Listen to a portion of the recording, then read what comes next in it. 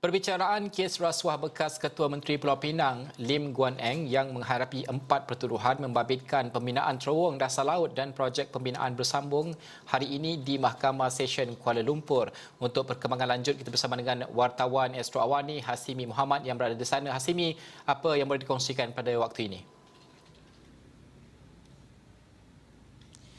Baik, terima kasih Najib. Di WTC hari ini seperti mana Najib maklumkan, perbicaraan hari kedua melibatkan bekas Ketua Menteri Pulau Pinang Lim Guan Eng bersambung, di mana prosedur perbicaraan hari ini bermula sekitar 9.30 pagi dengan meneruskan saksi ketiga pendakwaan iaitu melibatkan Datuk Lim Hock Seng. Dan ketika ini juga Mahkamah Session berehat seketika dan prosedur perbicaraan akan bersambung semula sekitar 2.30 petang untuk meneruskan saksi pendakwaan ketiga membaca penyataan saksinya yang ketika ini masih lagi belum selesai membaca penyataannya.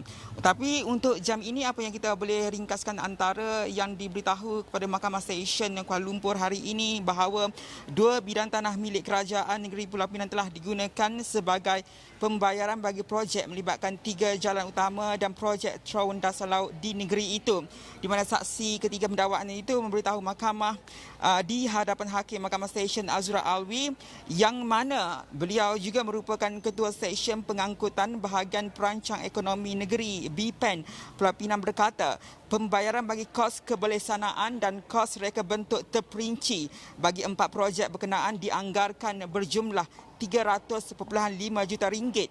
Daripada jumlah tersebut, 2 bidang tanah itu masing-masing digunakan bagi membayar kos kebolehsanaan yang melibatkan 3 jalan utama sebanyak RM31,269,325.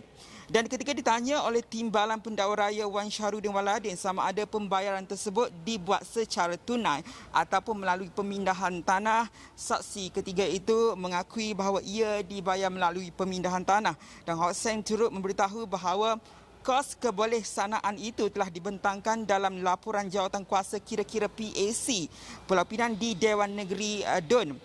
Sementara Hock Seng ketika membacakan penyataan saksi antaranya turut memberitahu satu mesyuarat Majlis Mesyuarat Kerajaan Negeri MMK ke-11 pada 16 Mac 2011 telah pun bersidang, di mana dalam mesyuarat tersebut beliau telah memaklumkan bahawa pihak Beijing Urban Construction Group BUCJ telah meminta supaya memorandum persefahaman ditandatangani dengan secepat mungkin.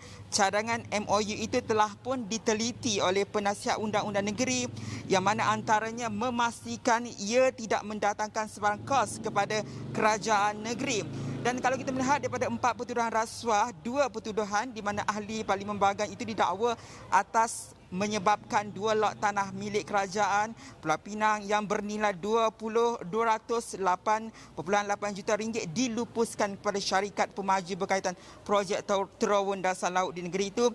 Dan mengikut pertuduhan tersebut, Guan akan didakwa mengikut Seksyen 403 Kanun Keseksaan yang memperuntukkan hukuman penjara antara 6 bulan dan 5 tahun serta sebatan dan denda jika sabit kesalahan. Dan kita akan bawakan perincian mengenai keterangan saksi ketiga ini di buletin seterusnya, di mana seperti mana saya maklumkan prosedur akan berlangsung atau bersambung semula pada 2.30 petang ini. Kita kembali pada Najib di WTC.